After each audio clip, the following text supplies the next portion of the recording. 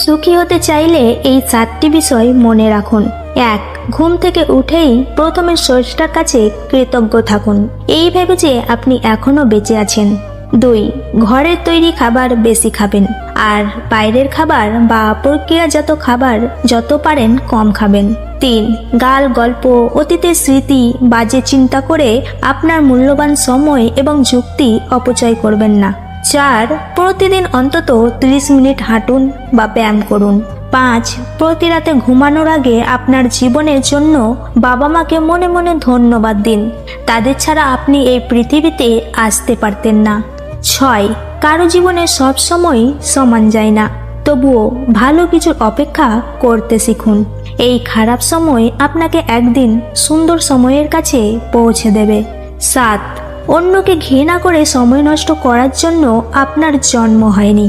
সকলকে ক্ষমা করে দিন, দেখবেন ক্লান্তিকর জীবন বদলে গেছে প্রশান্তিতে।